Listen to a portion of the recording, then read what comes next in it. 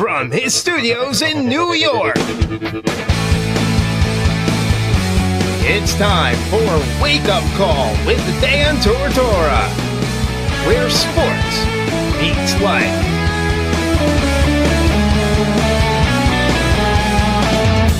Here's your host, Dan Tortora. We're going to start the show off with Debbie Williamson, who is the new supervisor of ACC officials, so the new supervisor of officiating for the ACC inside of this wonderful world of sports, and I'm very happy that Debbie's going to be joining us here in a second as the ACC supervisor of officials for women's basketball. So Debbie is coming on to the broadcast, and we're about to bring her on here, so we're holding here is Debbie Williamson. Hello. So we have Debbie now on the line with us. And Debbie, you know, we're live on video here on Facebook.com/LiveNowDT. And, of course, we're live on MixLR.com/WakeUpCallDT, internet radio, and on WakeUpCallDT.com. Debbie, I know it's your first time on the show, but I'm extremely happy to welcome you here to this ACC position, and I'm happy to have you here on the broadcast. How you doing today? I'm doing well. Thank you so much for the opportunity. I appreciate it. Absolutely. And Debbie, first and foremost, for you, just bring me into, you know, that moment that this job was offered to you and that this opportunity opened up, because I had an opportunity to speak with Charlene Curtis, who finished up as the ACC supervisor of officiating just a few weeks back. How did it all come about that this job kind of came here and you had an opportunity? Well, Charlene's a really good friend of mine, and we've worked together really well for many years, from the time I got to the NCAA years ago as the secretary rules editor into the national coordinator spot, and then as a colleague on the coordinator side. So, you know, she kind of had alluded to the fact that, you know, it was getting time, you know, or getting near time for her to move into a different stage of life, if you will. She calls it elderhood. I told her she wasn't old enough to be calling it elderhood, but she had some things at her church and some other things that, of course, like lots of people would like to do, but I really didn't anticipate it would be this year. And we had, you know, hung out at the Final Four, and I got a call the week after the Final Four that she was retiring, and it just broke my heart, because I've said to her before, I would rather you stay and be my partner in this job and my colleague, because we work so well together, than for you to leave and take a chance on who's going to replace you. And even if it were me, I would rather have her with me. But I also respect that she's had many years in the game and has served it well. But so when she made that call, you know, I expressed some interest right away, of course, because I have so much respect for the ACC and the job that they've done with women's basketball. And that's my passion. And what a better partnership with a league than someone who shares that passion and has provided the support in every sense of the word support to the officiating program. And things just moved forward through the interview process. And honestly, back to your question about the job offer, the actual offer, I think my first sense when those words came across the phone was just humility. I just felt so humbled that I would be entrusted. And I've felt that way, you know, with every opportunity, that it's a huge responsibility and I take it seriously. So, you know, I was very thankful and very humbled by the offer. Speaking here with Debbie Williamson, the new ACC supervisor of officiating for women's basketball, and like you said, you know, being humbled by that. You mentioned Charlene and your relationship with her and your friendship with her, so I wanted to go a little bit deeper into that and just what you can say. I mean, her personality came through when she came onto the show, and it was clear her faith, you know, her morality, her strength, you know, in general, the fight that she's had, you know, with so many different things, including a fight that unfortunately a lot of people have to go through when it comes in the world of cancer and whatnot. So we have seen Charlene just really be a sign of true, standing up to adversity and just having faith and having hope and belief and trust in God and her maker, and just what you could say about that, because, she definitely left us with a lot on this show to be grateful for, and it sounds like you've been grateful for her friendship for a long time. Well, we share a faith in Christ, and that was probably one of the catalysts behind the work that we did together in this role. I can remember years ago,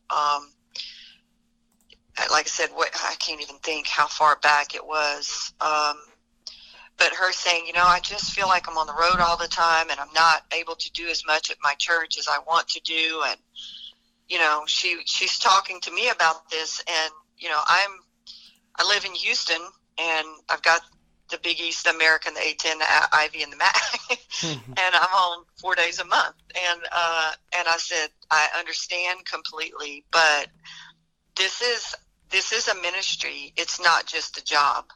And we just kind of had to stop at those words and go, this is a position that God put us in, and to be used for whatever purpose. And it doesn't matter if it's this or something else. And it's been the history of our careers that we've been provided opportunities in basketball that we could have never planned, never, ever planned. When I was a newlywed, my husband was a referee, and I wouldn't even let him walk through the same room I was standing in if he had stripes on, and I would refuse to wash his uniform. I mean, I couldn't stand the thought of referees. I was a coach. And we've talked about the transitions and the opportunities, but to Charlene's credit, she's not having been on the floor even, has had so much respect because she has been humble and she's been open to learning, and at the same time, just a clear leader, a quiet leader. In fact, I was in her Bible study class last night. She was the teacher and I'm the student, and I thought, gosh, isn't this a great parallel to what the last 10 years have been like in a lot of ways. But yes, her faith has been strong, and it's been tested through lots of adversity, and she's just been herself the whole time. And honestly, as I speak with commissioners and of the leagues that she served and the commissioners that I serve, and they ask about the transparency piece, are we still going to have this, and are we still going to have that? And, my response is, I don't really know another way. If we can't speak truthfully, then I don't know another way. And when you speak to the hope, I don't have lots of answers even at this point in the game, and I never do. It doesn't matter if it's one league or 5 or 8 or 9 or however many. There's some things we just can't foresee.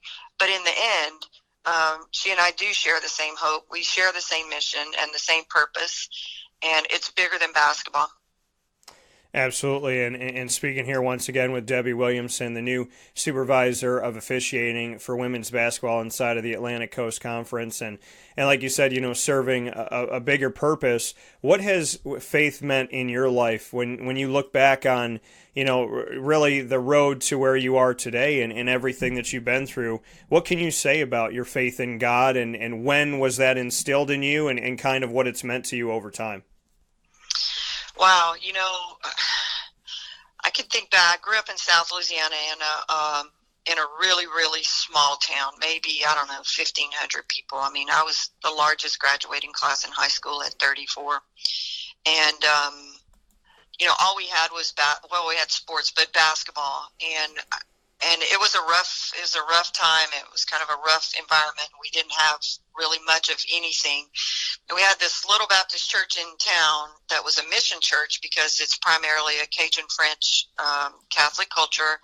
And my grandmother was there. And I can remember that I didn't understand a whole lot of things, but there was something different about her and about the other women, and my other grandmother, who was a strong servant in the Catholic Church. Just something different about those two women that was not just because they were my grandmothers, but they had hope and they had peace, even though there was a lot of alcoholism and other things in our family going on, and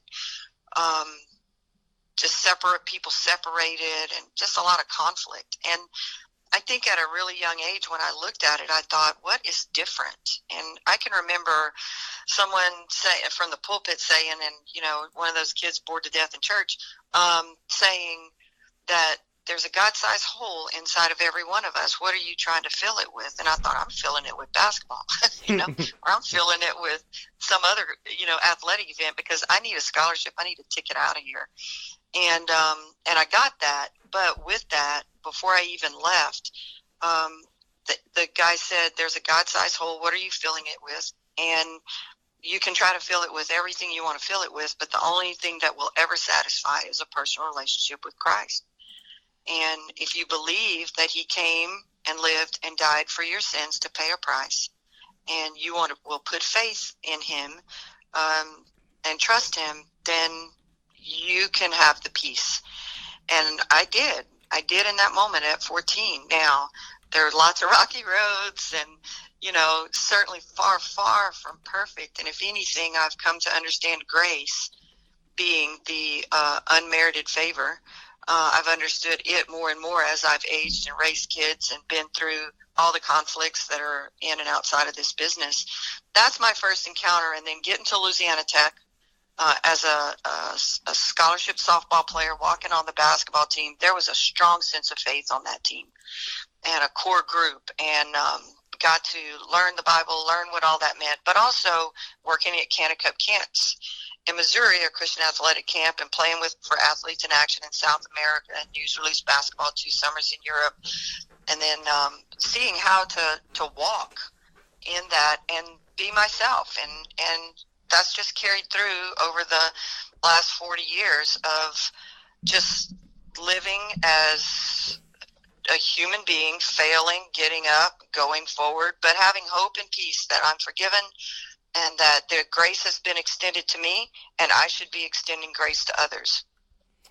That coming from Debbie Williamson. And Debbie, I know this is the first time that we have spoken, but I have to thank you, really, honestly and truly, for what you're sharing here this morning. And it's always a perfect time to talk about God and faith and the things that truly matter, and kind of being filled up with all of that, and for you to have all of this, to have this connection. And like you said, it's a rocky road, things happen over time, but how has it helped to establish you as a leader, having such a strong faith and a belief, and knowing that there is somebody out there looking out for all of us? What has that done to establish a leadership in you that you're proud of?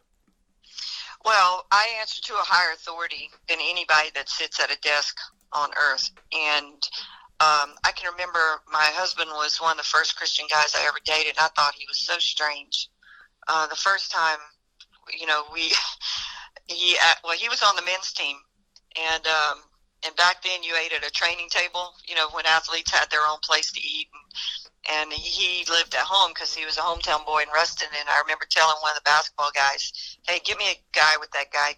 Give me a date with that short guy that keeps jacking the ball up, and it goes in a whole lot. So I need, so we played pickup ball for 4 years, and that was our date life.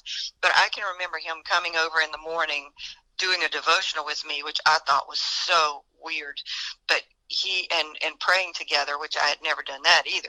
But I can remember him saying, it's a triangle, Debbie. I'm at the one bottom corner, you're at one bottom corner, and the closer we get to God, the closer we'll be together. And, we're going to celebrate 33 years here next month. But what it also said to me, too, is what I've learned in just through coaching and all the other things, the officiating side and this side, is I'm accountable, and we've raised our kids this way. If we could raise them to know that they're accountable not just to us, but someone much greater who knows their future and holds their future. And Jeremiah talks about, for I know the plans I have for you. It's a plan for a future and a hope, not for calamity. And to say to them, there is someone who sees everything, where for them to understand it's not about what you can do when you're away from us. Same thing for me personally. It's not about what I'm going to do when no one is looking, because someone is always looking. And that doesn't scare me. He already knows that I fail, and I'm accepted and I'm forgiven. So all I can do is just turn my day over, and I start my day every day, protect me from myself.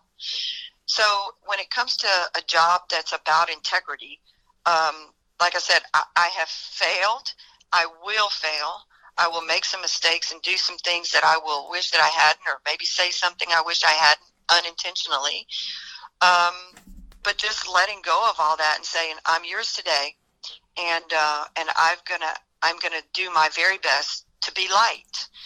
And in this role, when we're talking about whistles and people that make mistakes, and when people apologize for me for mistakes, I say I'm in the business of working with people who make mistakes, and I make mistakes. Yeah. And so when it comes to black and white stripes, things aren't always black and white.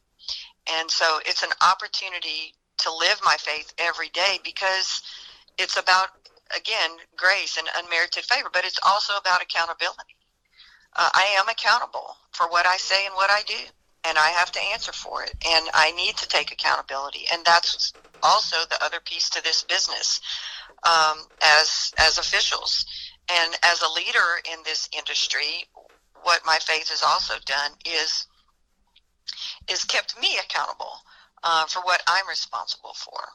So it's not just, like I said, who's in the office and what we're doing in the office, but it's about a bigger picture. And I take very seriously, even if it's somebody doesn't get the same number of games they had last year, or somebody gets more. I get that this affects their families. It affects a lot of pieces, and I understand the responsibility. But I've been called to lead, and I've been created to lead, and I've been equipped. Speaking here with Debbie Williamson, the ACC new supervisor of officiating for women's basketball. Debbie, when you look at this job and you look at officiating in general, the world that we live in today, let me start back. So, obviously officials have been criticized forever. Since the institution of officiating, there's been criticism.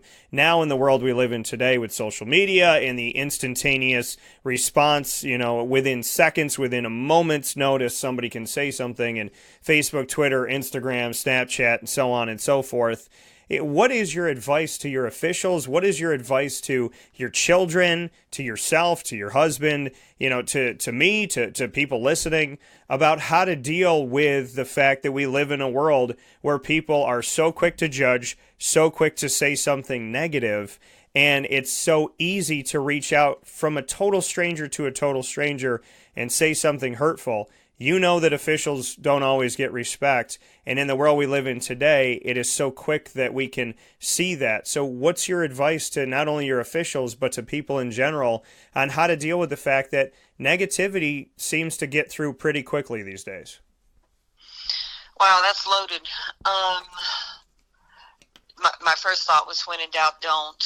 But I also understand people get very, very angry. I say to people a lot of times, and I go around and visit with entire teams and sit in front of their players, and coaches have been so gracious to allow me to have some time in what I call in their family or in their home, their basketball home. And when I'm talking to people, it's in the heat of the moment. It takes a lot of discipline to not say what's going through your head, whether it's, like you said, on my device or with my mouth. It takes a lot of discipline, and I encourage people to practice discipline, not only in their workouts and all the physical piece of it, but also with their tongue. And the Bible talks about the tongue being the rudder behind a great ship, and it steers the ship. Gosh, there's so many things that are going through my head when we speak about short fuses and people just going off on people. And I think that becomes the weight of this job, is just how heavy the language gets when people start doing what you're talking about, where they feel like they just start spewing poison in another person's direction. And the fact that when people put on stripes, they almost to a lot of people are not human anymore. But I encourage people to remember that, and I've tweeted this before, refs are people too. You know, we had an official who was struggling with cancer, and no one knew it. And she had come off of a scrimmage, and in the middle of a scrimmage, something wasn't feeling right. Long story short, you know, had a rod put in her hip or in her femur so that she could take radiation in the middle of the season. Otherwise, completely healthy, and returned to the floor after her, I forget how many treatments of radiation. And, you know, I'm sitting there listening to what people say to referees, and I've said this to our coaches before in coaches meetings, spring meetings. I said, none of you knew that she's out there, she's fighting for her life last month with X number of treatments of radiation, and she's back on the floor, and I'm grading every call, correct call, incorrect, no call. And her call accuracy is as good as it has ever been, a Final Four official. And yet people are saying things that they think it is permitted to say to referees. So I guess the answer to your question is, if I could say anything, is that refs are people too. If it's not something you would say, or if it's not a name you would call your wife or your kids, or even if someone were screaming these things at your kids, you know, would they be, how would you feel if it were directed at not just you? Because people, you know, that just rolls off people, but treat these people like you would want people treating your kids and saying things to your own kids. It's a shame. It's a shame that society has accepted that it's okay to scream and my dissertation, part of my dissertation, well, my dissertation was on spectators, but part of it was, you know, just a cathartic effect of people being able to get up and feel anonymous and scream things they wanted to scream at their boss all day long, you know, at referees. And it's sad that we've lived in a culture that's been accepting of this, and that we could curse and say, I mean, I can't even you would be appalled at the things. And I actually surveyed our officials and said, tell me the worst things that have ever been said to you. And it's, I can't even repeat them. It's been so bad. Now, I think in this culture, people have come around to understand somewhat when I sit in a coach's meeting and go, this is unacceptable. And I've seen coaches work really hard to change behavior, because I've also said to them that you're raising the next generation of coaches and of spectators of a sport and a game that we love. Can we do it in goodwill and good faith of, hey, let's treat people, including the ones in stripe, like we would treat each other? So I think the whole golden rule thing is for real. Treat others as you would want to be treated. So that is my bottom line here on how I would advise people. And yes, it applies to stripes.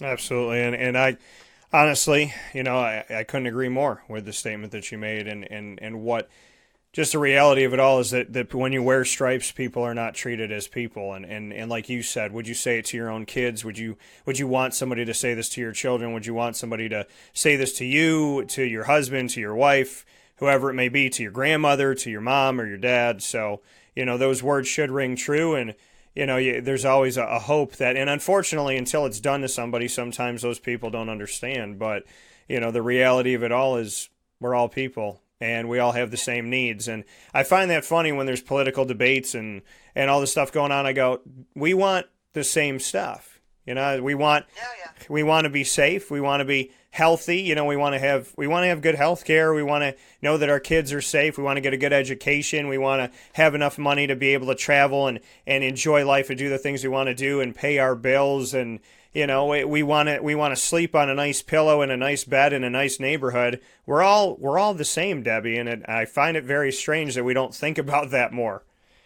Yeah, and I appreciate the question and the opportunity to share that piece. And, you know, because I've done I don't want to say done it all, but on the basketball side of things, being a player, a coach, a referee, and now a coordinator of officials, and all the different roles that I've played in this game, God's provided me an opportunity where I can sit in the coach's room and go, I got technicals as an assistant from popping off at referees. I understand the frustration, and I joke about the story I told you earlier about my husband refereeing and just the anger that I felt looking at these stripes. And I can understand really and truly what makes them angry many times, and the frustrations that we sometimes as stripes cause through our mistakes, but then also through our communication skills. So I spent a great deal of time and money, my own money, paying people to come in and talk to us and assess us, our personalities, talk about how to better communicate, how to know ourselves, know how we're coming off. Because, again, being in this position, it's about education. As much as we can change what we're doing to make us better, and I'm talking about the referees now, as people, and I say to them, you're not going to be someone different just because you can't be someone different just because you put a striped shirt on. And it's so funny because I do these camps for former players, and I had 9 last week in New York City, and 5 of them had never ever put a shirt on or held a whistle, and I actually had to tell them to turn their whistle right side up because it can be upside down. I had to remind them as they were running down the floor, please put the whistle in your mouth because that's your job. And we all laughed about it, but these are Division I players who've been running up and down this floor with people putting the whistle on them, and they got an opportunity to do it, and they were blown away at A, how much fun they had, and B, how excited they were about learning something new. But there was also no one yelling at them. And I joked, I said, a lot of people don't want to do this because they've been yelled at for 4 years. And I tell our coaches they don't want to come out here. We've got not a shortage, but we want to try to get former players out here. But they see how people treat us, and they don't want to be treated that way. And so if I can get 8 or 9 or 10 every summer to at least try it, then maybe we can work through this other stuff, and maybe in time people will back off on the abuse side. As the chair of the National Association of Sport Officials, outgoing in July, 30,000 member strong organization for officiating across sports all over the world, we did a survey, over 17,000 responses. And what was glaring is that officials, what large percentage have been afraid for their safety in this business. And we talk about, retaining people, getting them in, A, B, retaining them. And a lot of it is the issues that we're finding is the abuse, verbal and physical. And how do we know it's not going to become physical? It's a real issue besides just the humane part of this topic. Yeah. As far as, what good people know they shouldn't be doing and choose to do. There's a real threat to our safety in a lot of places in this business. Google, I guarantee you there was something that came up, I can't remember now, last week and the week before where some officials are hospitalized. Yeah. This is real. And it goes beyond just, I feel better when I yell ugly things. And it obviously needs to change, and it needs to be addressed. And your leadership, I believe, and I can feel it through you. I mean, I can hear you saying it on the phone here, that passion and that desire, that drive for equality of officials in the sense of, being treated as someone else would want to be treated, and recognizing that these are people, these are not robots, these are not aliens, to have respect for them, to treat them as equals, and to protect their safety, and to know that, when they leave that gymnasium or wherever they may be, whatever stadium and arena that they're in, that they can go home safely and soundly. I do appreciate the fact that I sense that from you, that's going to be a part of your leadership, which goes beyond answering questions from coaches on why was that call called with 1:52 left to go in the game. So I do, before I let you go, Debbie, I want to ask you, you brought up your husband, Stan, and your children, Courtney, Mark, and Nathan. Just, I'd love to hear that side of it from you, being a mom and being a wife, because you said you're home for 4 days out of the month. You're traveling, you got a lot of stuff going on. How do you balance it all? How do you be a mom and how do you, be a wife and have some time for yourself, which is obviously very important too, as you're living your dreams and living a passion? How do you get to do all the other stuff, and just what you can say to me about the balance with your family? All right, I appreciate that question. In 1989, I had been coaching as a Division I assistant for 5 years, and we decided to have our family and or start a family, and we were blessed to have Courtney in 1989. And I coached one more year from home. Back then you had what was called a restricted earnings coach. And so I could do a lot of it from home, went straight to part-time. And honestly, I'd had a flat on a recruiting trip in the back roads of South Georgia, like 2 years before, and said, if something happened to me right now, no one would know where to start looking. And if I had a child at home, she would be without her mother. And I made a commitment in that moment and I had never before really kind of thought through it. I just would work and I was going to pursue my career. But in that moment, I thought, you know what, if I'm blessed with a child, I'm pouring my heart. I mean, I'm all in, And so I went part-time and then had several really small part-time jobs. I coached the boys basketball team. I did whatever I could do to be at home with my kids and homeschool them until Courtney was a freshman in high school. So this being on the road thing is not a picture of my entire career. And I said and it's not making a deal with God, but I said, I am giving back the thing I love most, which is the game. And I am hoping at some point to be a mom and to fulfill my role as a wife and a mother. And at some point in time, I hope I get it back. But if it's your will that I don't, I'm good with it, because I know it's your will that I raise my own kids. And I did that. And I followed Stan around through his jobs in athletics. He's a deputy AD at Houston Baptist right now, and followed him around and said, I will go wherever you will go, and I will support you, and I will be the wife and the mother that I've been called to be. And when he decided to be an AD, I knew that I couldn't coach for him, so I went to school and got my doctorate. While I was 6 months pregnant with the third, teaching part-time at a junior college, but again, being home a majority of the time. And when I didn't have the kids, he had the kids. So there was no family near. We were making the best that we could out of the whole deal. And I thought, I'll just teach wherever he goes. And then that's when I started refereeing. I missed the game so much, and I could actually referee a little bit and still be at home with the kids. By the time he got home from work, I could run down the street and do middle school games and realize that, I could make a little money doing it as well. And so we were juggling all of this, but I was home when he was out traveling and doing his thing. Now, fast forward, the kids are in college, they're living at home. He gets a job in Alabama. We leave 2 kids in college in North Carolina and go to Alabama. And I remember sitting when the NCAA offered me the national coordinator job, and I was not traveling really that much at all.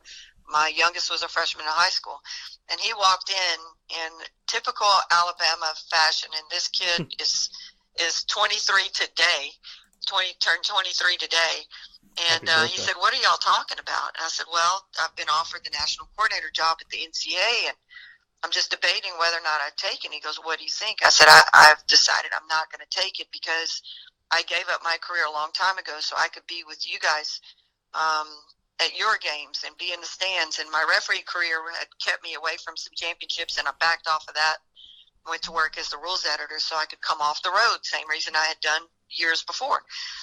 And he said, Mom, I'm going to, now, some people will not believe that this is what he said, but in his own, this is a quote, Mom, I'm about to be 16 in June. I ain't going to be home no way. And I thought, oh, geez, I better stay home and work on this language that we got going here. Nice. And he said no, and then he said, no, seriously. He said, when will this come open again, this opportunity for you? I said, maybe never, and I'm totally fine with that. And, you know, we talked about it, and I thought, you know what, I think this is what I need to do, and just be home at every football game and be home. And I was a scorekeeper for his basketball team all the way through high school. My husband was coaching. So we made it work. And so this travel schedule that I have now has only been like the last 3 years, and my husband's been this kind of support system to me all along, that I've been to him all along, and we work through it. So he meets me on the road when he can and brings me clean clothes. We found a way to make it work. Now we have a grandson, and our grandchild lives an hour away from the ACC office. It's a beautiful thing, you know. Not only did I get the game back, but I've got another child that's graduated from college living in Raleigh. So I'm getting things back that were priorities, you know, when my priority system was to be all I needed to be for them, and things are coming back little by little. Oh, and it's funny, too. We talk about faith and belief in God, and, you know, you gave something up to gain something else. You made a sacrifice so that you could be there, and how funny God works that you made that sacrifice, and he brought it all the way back to you now. So it was almost that thanks of, okay, you know what? I saw the sacrifice. I saw what you did. I saw what you gave to something that you love, and now I'm going to give it back to you. And I have this crazy belief that somehow, some way, we get everything we're supposed to get in due time if we do it the right way. So, in due time and in the right time. I would never have been prepared to do the things that, first of all, I would have never been able to draw this out any better. And wouldn't want to. There was a bigger plan all along. I knew it. And I learned that in early days, you know, walking through the fire on some things, that I have to trust what I can't see. And I'm not smart enough, and I'm not good enough to be able to plan my own future. But I'm going to be obedient in today, and I'm going to do my very best, and I'm going to pick myself up whenever I get knocked down, and I'm going to trust in someone who has my future. And it's not going to be easy. That's the other thing. You know, we're not even talking about all the hardships here. And that's why I can look at officials, and I can't say, hey, I understand exactly where you are. I don't. Everybody's been called to do what they've been called to do. And it's on me to be responsible with the things I've been entrusted with. And that's a lot, and to be who I need to be to the people I need to be, and to be light, and to do my job, and to work really hard at it. But it's never going to be more important than my family. And if at any point that this is too much for my family, I've walked away before, I can walk away. It's not, things don't last. But I feel like this is where I've been called to be, and the family's been super supportive of that. And that's the beauty of raising kids that understand mission and purpose, and have their own individual walks with the Lord. That coming from Debbie Williamson, and a tremendous conversation. And Debbie, in closing, like you said, you feel that this is the good place to be, and you've been welcomed with open arms from the ACC, from the Atlantic Coast Conference, as the new supervisor of officiating for women's basketball. What are your words to the ACC, to Boston College, Clemson, Duke, Florida State, Georgia Tech, Louisville, Miami, North Carolina, NC State, Notre Dame, Pittsburgh, Syracuse, Virginia Tech, Wake Forest? When I name all that off, I feel like I'm naming the entire country. This is a big conference. There is a lot of talent across all different sports and all different pieces of the spectrum, including women's basketball, and especially in recent history here with Notre Dame and Louisville and whatnot, and successes of Syracuse with Coach Q getting to the championship game just a few seasons back. What are your words to the ACC, and what are your words to these teams that are now going to be looking to you as a leader?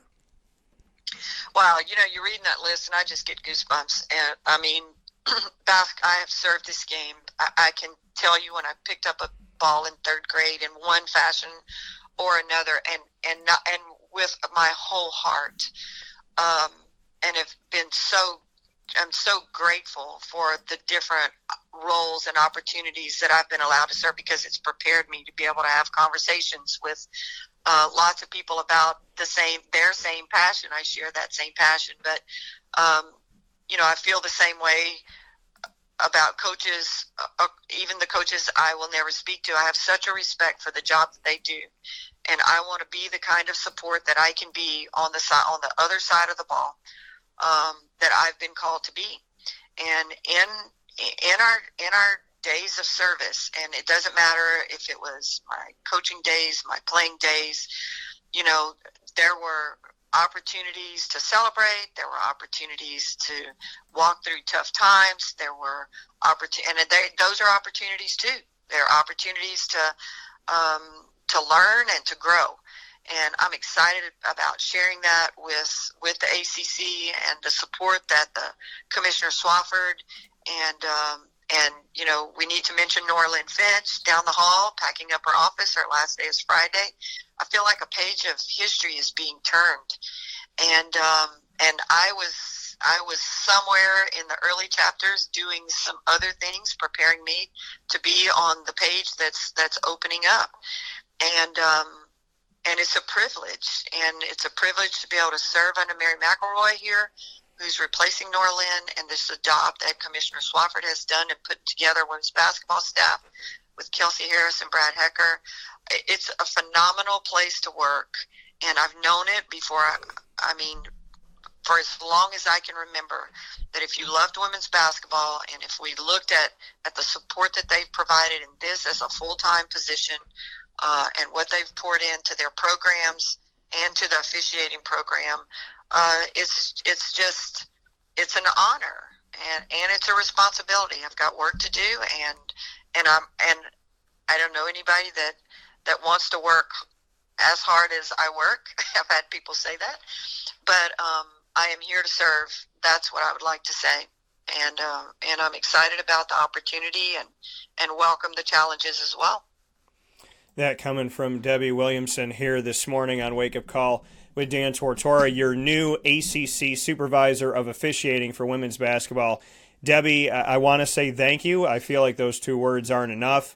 I feel like, in a way, I know you better than some people that have been in front of my face. So let me say that I look forward to the opportunity of meeting you face-to-face and shaking your hand and thanking you eye to eye for this conversation today, because it has gone a long way, far beyond basketball and the world of sports, and that's what Wake Up Call is all about. That's what this show is about, is where sports meets life. So I want to thank you for it. I feel very blessed and privileged to cover the ACC, and I'm thankful that the ACC, because of that, brought me to this conversation today, and I look forward to getting to meet you sometime soon. Well, thank you so much for the opportunity. I appreciate your the questions that you had. Allow me to share sport and life, and that's what I do, and I'm no different than you or anybody else in that respect. So I thank you for the conversation, and welcome at any time. Thank you so much. Thank you, Debbie, and God bless, and happy birthday to your son, and I look forward to talking with you soon. Likewise. Thanks. Bye-bye. Take care. That coming once again from Debbie Williamson here on the live line of Wake Up Call with Dan Tortora. That's one of those. I mean, that's why we're here, right? That's why I'm here, and it just gives me chills. It gives me such pause in my life, and for all the right reasons. And I just feel very honored, and I feel very, very honored and privileged to have this moment. I'm honestly very thankful. And to Debbie Williamson, I mean, this is the people that have been on this show have been absolutely amazing, and the women that have been on this show. I was talking to somebody about this yesterday, to Tim, and Tim, thank you for your message on Facebook. I much appreciate it. Women and men and children and different colors and backgrounds and economic statuses and sexual orientations and religions and politics and everything. I mean, we're all different, but we're all the same. And that's what I was saying to Debbie. We all genuinely want the same stuff. And the women that I've had on the show, because it's very important to me to instill that men have to be, it's not just a woman's movement of equality for women. It's a women's equality movement for all people. And I've taken it very seriously because I was raised by two of the most beautiful, wonderful, amazing, funny, talented, warm, kind, positive, open, spiritual, thankful women that I've ever met, and my mom and my G-Mama. So to Charlene Curtis and Debbie Williamson and Katie Kalinsky and to Tara Machako and Gabby Holko and Carrie Brown and just literally everyone that has been on this show, all of the wonderful, wonderful people we've had and the wonderful women that we've had, and the conversation with Debbie, like, this is why we do it, and this is why Wake Up Call is here, and this is the true definition of why I do my show, is what you just heard today, and that was all real and genuine, as it always is. There was no, it's just picking up the phone and having a conversation. So thank you to Debbie. That was beautiful, and I appreciate it so much. Let's take a fast break. Plenty coming up in the second hour. Full Syracuse stuff. A Syracuse former player and a potential Syracuse incoming player, both at the same position, wide receiver. Zion Jackson's been offered by Syracuse. He's coming up to visit after my mom's birthday, after July 24th. Steve Ishmael played at Syracuse, record setter for receptions in a season, passing Amba Edetawo, and record setter for career receiving yards, passing Marvin Harrison, and then going over to the Colts, where Marvin Harrison went after Syracuse as well. So, big-time conversations coming up after this fast break. Stay tuned right here to Wake Up Call with Dan Tortora, where sports meets life. Whether you're on mixlr.com/wakeupcalldt, wakeupcalldt.com's homepage where the MixLR feed is embedded, or you're here with us on Facebook Live on facebook.com/wakeupcalldt. You're going to hear the fast break, and we'll be back in just a moment. Thank you so much for tuning in to Wake Up Call with Dan Tortora, and God bless, as always.